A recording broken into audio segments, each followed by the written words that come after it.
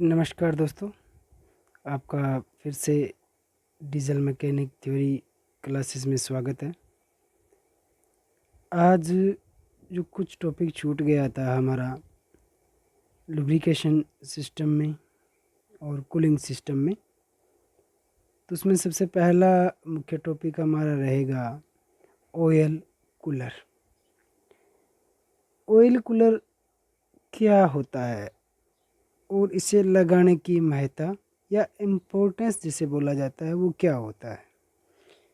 क्योंकि मैंने कुछ प्रश्न डाले थे, उसमें एक प्रश्न भी डाला था कि ऑयल संदूषण के कारण ऑयल का तापक्रम, तो उन सभी को परिभाषित करने के लिए इसे समझाना जरूरी हो गया था। इसके अलावा एक आता है क्रैंक केश वेंटिलेशन। वेंटिलेशन को हिंदी भाषा में अपने बोला जाता है वातायन। तो वेंटिलेशन किस सिस्टम को बोला गया है ये मैं आपको अभी इसी थ्योरी में करवाने जा रहा हूँ। तो चलो चलते हैं अपने टॉपिक पर। आज का हमारा टॉपिक था ऑयल कूलर। वास्तविकता में ऑयल कूलर का इस्तेमाल होता है कि हम सबको पता है जब इंजन चलता है तो हीट पैदा होती है। हीट पैदा होने से उसके सभी भाग गर्म हो जाते हैं और सभी भागों को गर्मी से बचाने के लिए हम उसमें कूलिंग सिस्टम और लुब्रिकेशन सिस्टम का इस्तेमाल किया जाता है। तो यहाँ ऑयल कूलर है तो यहाँ लुब्रिकेशन सिस्टम से ये संबंधित हुआ। तो हमें पता है जब गाड़ी बहुत लंबे दौर से गुजरती है तो उसका तापक्रम काफ़ी इंक्रीज या बढ़ जाता है। तो ऐसी अवस्था में ऑयल स्वाभाविक रूप से ठंडा होना मुश्किल होता है।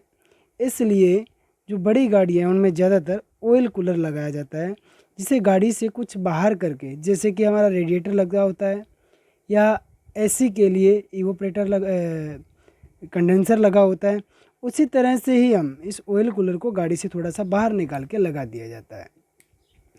तो इसकी साधारण सी संरचना दी गई है। हमें सबसे पहले उसको देखना है कि यहाँ देखा जाए कूलेंट इन और कूलेंट आउट।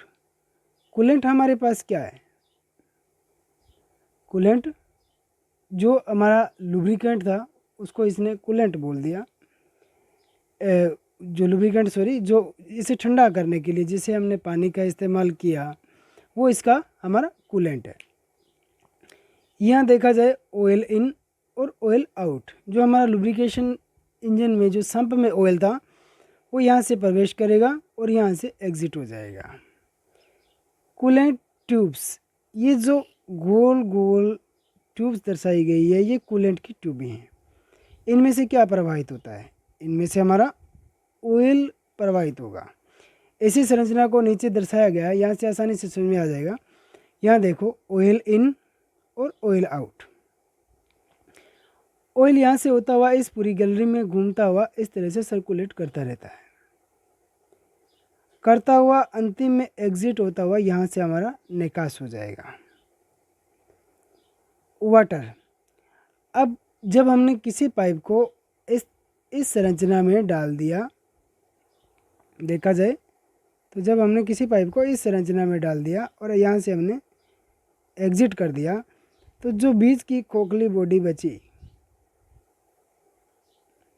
जो हमारे पास ये बीच की खोखली बॉडी है, इसमें पूर्णतः हमारा पानी कार्य करेगा।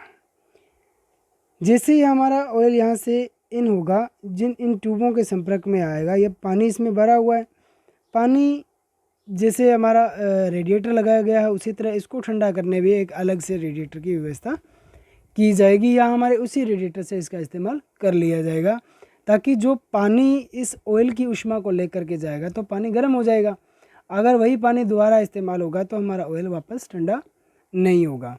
इसलिए उस पानी को वापस ठंडा करना ज़रूरी हो जाता है, इसलिए उससे अलग से एक रेडिएटर की व्यवस्था करनी पड़ती है।